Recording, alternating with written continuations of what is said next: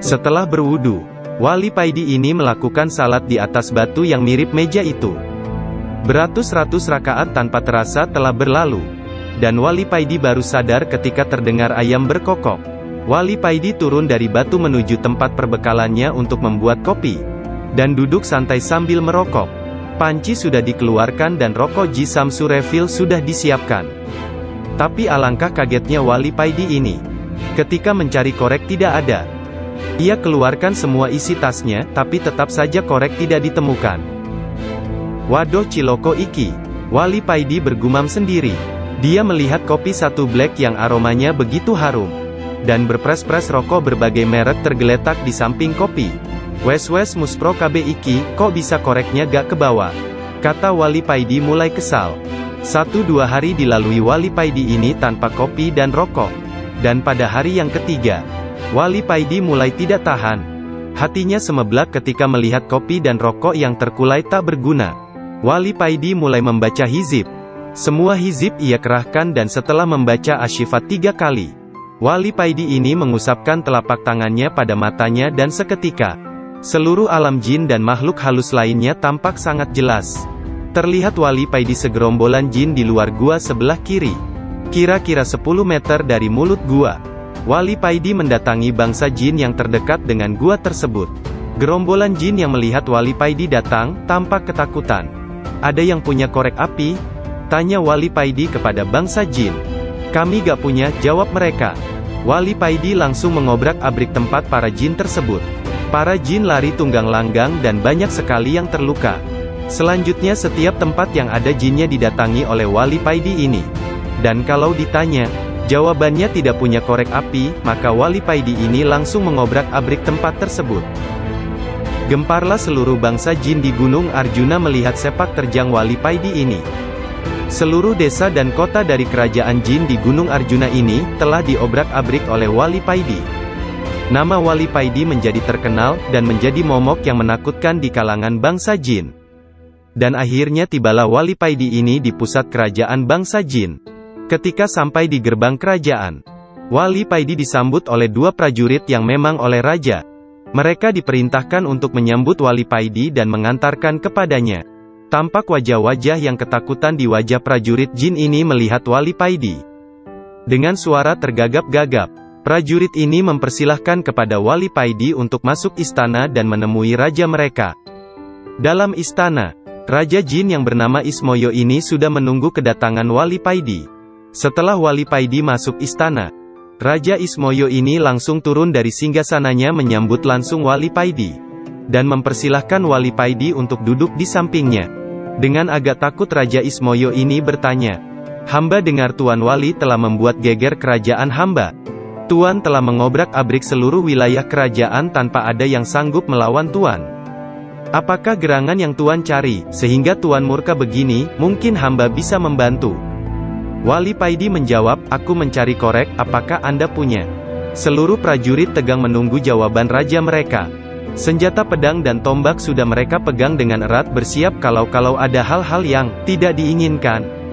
Keringat yang berbau kemenyan keluar dari pori-pori para prajurit Raja Jin. Suasana tegang masih sangat terasa. Saking tegangnya, ada prajurit yang terkencing-kencing di celana. "Tuan Wali, buat apakah korek tersebut, kalau hamba boleh tahu?" tanya Raja Ismoyo. "Buat menyalakan ini dan membuat ini," jawab Wali Paidi sambil menunjukkan rokok dan kopinya. "Hanya untuk itu?" tanya Raja Ismoyo heran. "Iya, hanya untuk ini," jawab Wali Paidi singkat. Raja Ismoyo membatin dalam hati. Wali ini aneh, masak hanya gara-gara ingin ngerokok dan ngopi saja, dia telah menghancurkan kerajaanku. "Dasar Wali Semprul." Namaku Paidi, bukan Semprul," sahut Wali Paidi. "Ah, maaf Tuan, ternyata Tuan bisa membaca isi hati hamba." Raja Ismoyo mulai takut dan heran. "Terus bagaimana, sampeyan punya korek apa tidak?" tanya Wali Paidi lagi. "Kalau hanya untuk menyalakan itu, pakai ini saja Tuan," jawab Raja Ismoyo sambil menjulurkan jari telunjuknya, yang tiba-tiba bisa mengeluarkan api. "Masya Allah, kalian kan memang terbuat dari api, maaf baru ingat," jawab Wali Paidi sambil cengengesan. Wali Paidi mendekati Raja Ismoyo, mengeluarkan sebatang rokok Ji Samsu Refillnya, dan mulai menghisap rokoknya. Allah, begitulah yang terdengar ketika Wali Paidi merokok.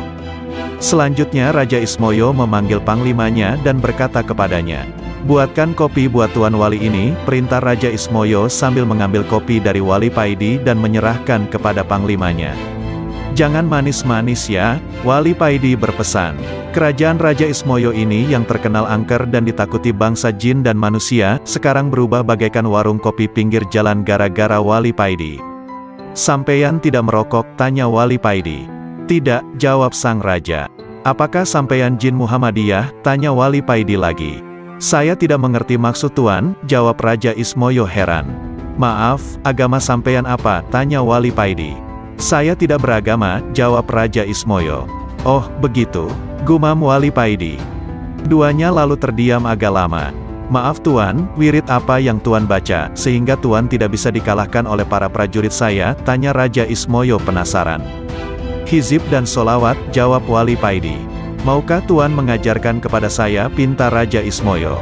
"Ya, boleh, tapi sampeyan harus masuk Islam dulu," jawab Wali Paidi. Lalu Raja Ismoyo memanggil panglimanya, memerintahkan kepadanya untuk mengumpulkan seluruh rakyat dan semua prajuritnya. Dalam sekejap Balai Agung Istana ramai dipenuhi prajurit dan rakyat, bahkan sampai meluber keluar istana. Selanjutnya Raja Ismoyo bersimpuh di kaki Wali Paidi diikuti seluruh rakyatnya. "Kami dengan sukarela siap masuk Islam, mengikuti agama Tuan," kata Raja Ismoyo kepada Wali Paidi. "Baiklah, ikuti apa yang aku ucapkan," kata Wali Paidi. Dengan suara yang sangat berwibawa, Wali Paidi mengucapkan 2 kalimat syahadat diikuti seluruh bangsa jin kerajaan Raja Ismoyo. Ucapan syahadat para bangsa jin ini menggema ke seluruh Gunung Arjuna, bahkan seluruh hewan di Gunung Arjuna berhenti sejenak, tidak ada yang bersuara mendengarkan ucapan syahadat ini. Setelah mengucapkan 2 kalimat syahadat, Wali Paidi mengajarkan pada mereka apa itu Islam, dan menjabarkan arti iman secara singkat. Selanjutnya Wali Paidi tinggal di istana Raja Ismoyo, guna mengajari mereka cara sholat, cara berzikir dan lain sebagainya. Setelah beberapa minggu tinggal di istana, Wali Paidi akhirnya mohon pamit kepada Raja Ismoyo. "Kami masih butuh pencerahan dari Tuan, sudilah kiranya Tuan tetap di sini beberapa hari lagi," pinta Raja Ismoyo kepada Wali Paidi. "Jangan khawatir, kelak aku akan datang lagi kemari," kata Wali Paidi, dan dengan tersenyum Wali Paidi mendekati Raja Ismoyo dan memegang dada Raja Ismoyo, sambil berkata, "Ajaklah hatimu untuk zikir terus-menerus.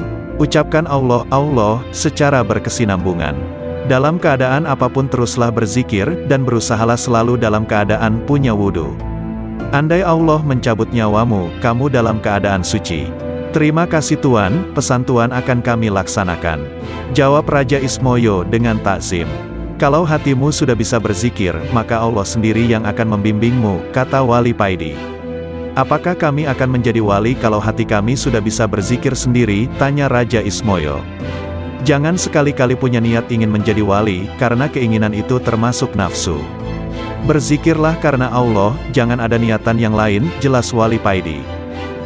Setelah menghisap rokoknya, Wali Paidi berkata lagi, "Allah menjadikan manusia pemimpin di muka bumi ini, dan mengangkat para walinya dari kalangan manusia," jelas Wali Paidi lagi.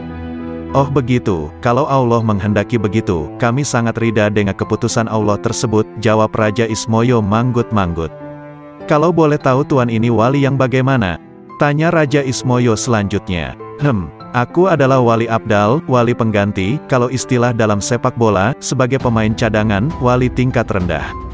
Aku dulu hanya seorang abdi seorang kiai, tugasku hanya menyiapkan rokok dan kopi. Setelah kiai saya meninggal, akulah yang dipilih Allah sebagai gantinya," terang Wali Paidi. "Jadi wali itu jumlahnya tetap sama dari dulu sampai sekarang?" tanya Raja Ismoyo dengan bersemangat.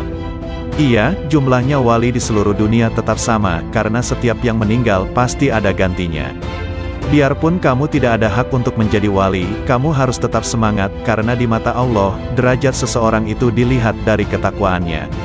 Wali itu hanya titel yang diberikan Allah buat para wakil-wakilnya di muka bumi, guna untuk mengatur dan menata manusia, dan wali dipilih dari para hamba yang dikehendakinya, bukan karena ibadahnya, bukan karena zikirnya, tapi karena kehendak Allah.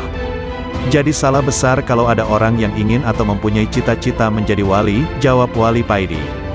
Terima kasih Tuan, mudah-mudahan apa yang Tuan ajarkan kepada kami menjadi ilmu yang bermanfaat, ucap Raja Ismoyo.